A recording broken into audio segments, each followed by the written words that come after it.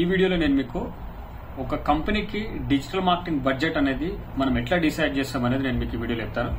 యాక్చువల్గా digital marketing అనే కంటే ముందు జనరల్ గా మార్కెటింగ్ బడ్జెట్ అనుకుంటే మార్కెటింగ్ లో ట్రెడిషనల్ మార్కెటింగ్ కి ఒక బడ్జెట్ కేటాయిస్తాయి, డిజిటల్ మార్కెటింగ్ కి కూడా ఒక బడ్జెట్ ని కేటాయిస్తారు కంపెనీలు. జనరల్ గా అయితే ఈ మార్కెటింగ్ బడ్జెట్ అనేది ఎంత ఉండాలి ఇవన్నీ కూడా ఇయర్ కి సంబంధించిన ఒక మార్కెటింగ్ ప్లాన్ అనేది ముందే క్రియేట్ చేసుకుంటాయి పెద్ద కంపెనీస్ అయితే. అలా క్రియేట్ చేసుకుని దానికి తగ్గట్టుగా వాళ్ళు ఎగ్జిక్యూట్ చేసుకుంటూ వెళ్తారు. ఒక చిన్న చిన్న చేంజెస్ మధ్యలో మనం చేంజ్ చేసుకోవచ్చు, కానీ బట్ ఓవరాల్ ప్లాన్ అయితే ముందే ఉంటుంది మార్కెటింగ్ ప్లాన్. అందులోని బడ్జెట్ కి సంబంధించినవి కూడా ఉంటాయి. ట్రెడిషనల్ మార్కెటింగ్ కి మనం ఎంత ఖర్చు పెట్టాలి అని కానీ, డిజిటల్ మార్కెటింగ్ ఎంత ఖర్చు పెట్టాలి అని కానీ. సో ట్రెడిషనల్ మార్కెటింగ్ పక్కకు పెడితే మనది more related to digital marketing కాబట్టి అసలు డిజిటల్ మార్కెటింగ్ కి అసలు క్లయింట్స్ కి మనం ఎంత బడ్జెట్ చెప్పొచ్చు. ఓకే, నాకు వచ్చిన క్లయింట్స్ నుంచి వచ్చిన కాల్స్ ని బట్టి నేను చెప్తున్నా. సార్ చాలా కొటేషన్ అడుగుతున్నారు, 1 లక్ష రూపాయలు అడుగుతున్నారు, 2 లక్షల రూపాయలు అడుగుతున్నారు, నెలకి 3 లక్షలు కూడా అడుగుతున్నారు. ఏజెన్సీస్ ఇచ్చే కొటేషన్లలో వాళ్ళు ఇంత అడుగుతున్నారు. యాక్చువల్గా ఎంత కాస్ట్ ఉంటుంది అన్నట్టు అడిగారు. అయితే వాళ్ళు ఇచ్చే కొటేషన్స్ కూడా కరెక్టే. ఆ 1 లక్ష రూపాయల కొటేషన్ అయినా, 2 లక్షల రూపాయల కొటేషన్ అయినా, 3 లక్షల రూపాయల కొటేషన్ అయినా కూడా కరెక్టే. ఎట్లా అంటే ఇప్పుడు ఒక బిజినెస్ ని మార్కెటింగ్ ఏజెన్సీస్ అర్థం చేసుకుని వీళ్ళకి ఏ సర్వీసెస్ అయితే అవసరమో అదంతా వాళ్ళతో కూర్చొని దానికి స్ట్రాటజీ ప్రిపేర్ చేసి ఏ సర్వీస్ కి ఎంత బడ్జెట్ అవుతుంది అనేది అదంతా వేసుకున్న తర్వాత అది టోటల్ బడ్జెట్ అంత అవుతుంది అనమాట. ముందే అసలు ఇంత ఖర్చు అవుతుంది అని అనుకోకండి. అండ్ ఇంకొక విషయం కూడా చెప్తున్నా, అంత బడ్జెట్ లేకుండా కూడా మనం కొన్ని చేయొచ్చు. అది కూడా మీరు మీ క్లయింట్స్ కి చెప్పొచ్చు. ఇప్పుడు రూల్స్ ప్రకారంగా చూసినట్లయితే మ్యాథమెటికల్ క్యాల్కులేషన్స్ ఏవైతే ఉంటాయో, అంటే ఇప్పుడు టోటల్ రెవెన్యూలో ఇంత పర్సెంటేజ్ మార్కెటింగ్ బడ్జెట్ ఇంత పెట్టాలి అని కానీ, లేకపోతే ఇవన్నీ ఫార్ములాస్ క్యాల్కులేషన్స్ కొన్ని ఉంటాయి. కానీ ఇవన్నీ కొన్ని క్లయింట్స్ కి వీటన్నిటిని మనం అప్లై చేయలేం, గుర్తుపెట్టుకోవాలి. ఇవన్నీ అది మ్యాథ్స్ అంతా, కానీ రియల్ గా మనం వెళ్ళినప్పుడు సినారియో అన్ని బిజినెసెస్ కి అట్లా ఉండవు.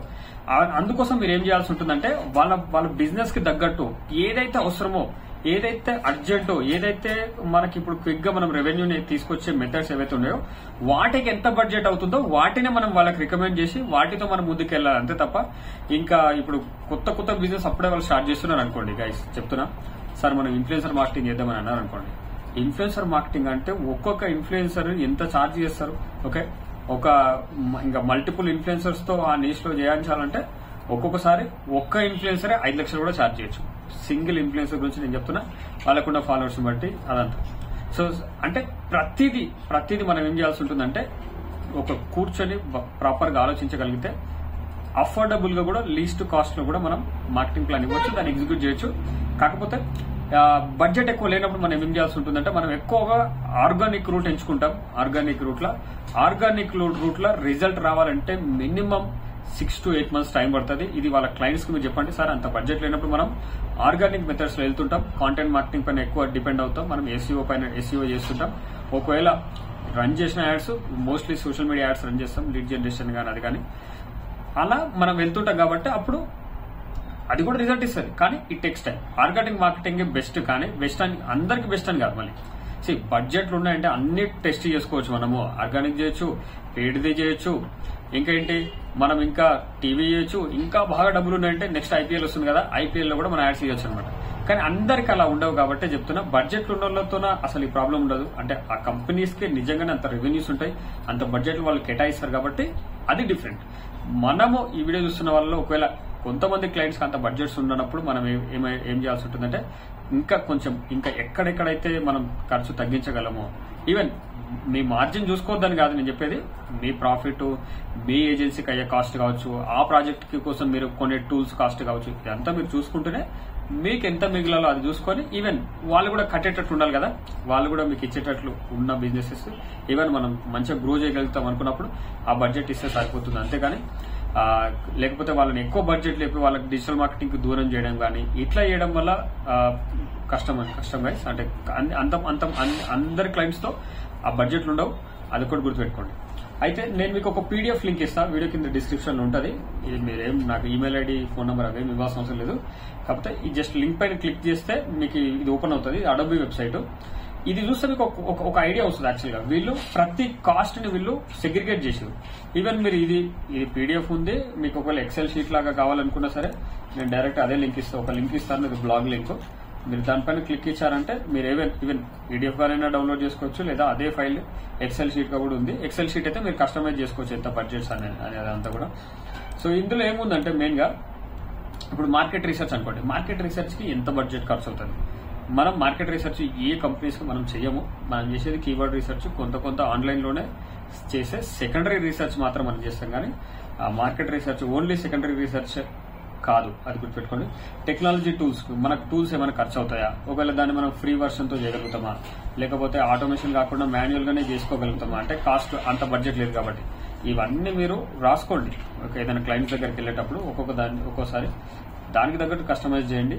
అండ్ మనం కనుక సర్వీసెస్ ఇచ్చి ఆ బిజినెస్ గ్రో అయిందంటే డెఫినెట్ గా మీకు ఇచ్చే పేమెంట్ కూడా వాళ్ళు ఇంక్రీజ్ చేసే ఛాన్స్ ఉంటుంది. ఈవెన్ వాళ్ళ మార్కెటింగ్ బడ్జెట్ కూడా కొంత పెంచే ఛాన్స్ ఉంటుంది. కాబట్టి సిచ్యువేషన్ ని బట్టి మనం ముందుకు వెళ్ళడానికి ట్రై చేయండి. ఒక్కొక్కసారి నా ఎక్స్పీరియన్స్ నుంచి చెప్తాను, నాది ఒక్కొక్క క్లయింట్ వస్తారు, ఒక్కోసారి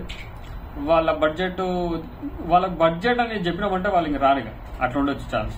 అటువంటిప్పుడు ఏం చేస్తామంటే నా దగ్గర అంటే ఎంప్లాయీస్ ని పెట్టుకొని ఏజెన్సీ రన్ చేసే వాళ్ళు ఈ బడ్జెట్ ఇవ్వలేరు. ఇది బడ్జెట్ కూడా అనొద్దు, ఇది చాలా లీస్ట్ కాస్ట్ అనుకోవచ్చు.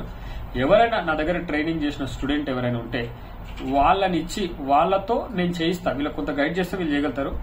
లీస్ట్ కాస్ట్ కంటే 10,000 రూపీస్ పర్ మంత్ కావచ్చు, 15,000 రూపీస్ పర్ మంత్ కావచ్చు, వీళ్ళు వాళ్ళకి వర్క్ చేస్తుంటారు. అట్లా అవుతుంటే ఒక్కొక్కసారి 8,000 కి కూడా వస్తుంటారు, వీళ్ళు వర్క్ చేస్తుంటారు. వీళ్ళకి 8,000 కూడా ఇట్స్ ఓకే అనమాట ఫర్ ఫ్రెషర్. ఇప్పుడు రీసెంట్గా నేర్చుకున్నారు కదా సార్, కొత్త పర్సన్ తో ఎలా వాళ్ళకి ఇవ్వాలి వర్క్ అనేది భయం ఉండదు క్లయింట్స్, ఎందుకంటే వెనకాల నేను నుండి చూస్తుంటా, అది ఎగ్జిక్యూషన్ ప్రాపర్గా వస్తుంటది కాబట్టి ఇబ్బంది ఏం లేదు. ఈ చిన్న ప్రాజెక్ట్స్లలో నేను కమిషన్ తీసుకొని వాళ్ళతో, అది పెద్దదైతే తప్ప నేను తీసుకోను, అంత పెద్ద నేను చేయను అనమాట. ఎందుకంటే అవి ఎగ్జిక్యూట్ చేయాలంటే ప్రాపర్ టీం ఉండాల్సి ఉంటుంది. ప్రాపర్ టీం అంటే ఎవ్రీ డిపార్ట్మెంట్ లో ఒకరు ఉండాలి. అట్లీస్ట్ గూగుల్ యాడ్స్ కి ఒకరు, ఫేస్బుక్ యాడ్స్ కి ఒకరు, ఎస్ఈఓకి ఒకరు, వెబ్సైట్ కి ఒకరు, యాప్ కి ఒకరు, ఎన్ని చూసుకున్నా అట్లా కాగలగాలి. అట్లా బిల్డ్ చేయాలని ఉంది మాకు.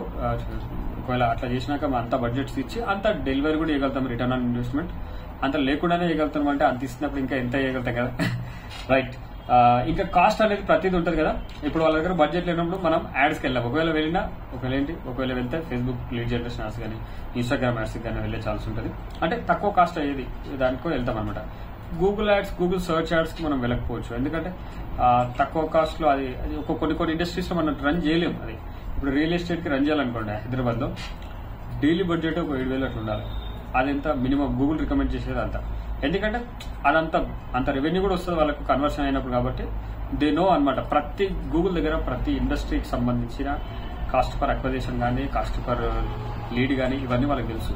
సో దే నో వాళ్ళకి ఎంత ఛార్జ్ చేయాలో ఇండస్ట్రీని బట్టే వాళ్ళు ఛార్జ్ చేస్తారు. కాస్ట్ పర్ క్లిక్ కూడా దానికి తగ్గట్టే ఉంటుంది. కంటెంట్ క్రియేషన్ ఏదైతే ఉందో, కంటెంట్ క్రియేట్ చేయాలన్నప్పుడు ఏంటి, ఇప్పుడు కంటెంట్ రైటర్ కి కొంత ఖర్చు అవుతుంది. వాళ్ళ దగ్గర బడ్జెట్ లేదనుకోండి, వీళ్ళు go with the AI content ChatGPT నుంచి, ఇక అంతే, దాంతోనే ముందుకెళ్తాం సార్. ర్యాంక్ అయితే లేదా అనేది తర్వాత. లేదు సార్ మాకు ఎస్ఈఓ కూడా కావాలన్నప్పుడు దట్స్ ఓకే. కంటెంట్ రైటింగ్ మనం రైటర్ తో చేయిస్తేనే బెటర్, ChatGPT కాకుండా. సో ఇవన్నీ మనము ప్రతిదీ క్యాల్కులేట్ చేసుకుని బెటర్ గా కస్టమైజ్డ్ ప్లాన్ ఇచ్చి దానికి తగ్గట్టు మనం ముందుకెళ్తే మనము బెనిఫిట్ ఉంటాం, క్లయింట్ కూడా బెనిఫిట్ ఉంటాడు, మీరిద్దరు కలిసి గ్రో అవ్వడానికి ఛాన్స్ ఉంటుంది. అంతే తప్ప ఎక్కువ బడ్జెట్లు అయితే ఇవ్వకండి. అంటే నేను ఇవ్వడం తప్ప అని నేనేం చెప్పలేదు వీడియో స్టార్టింగ్ లో కూడా.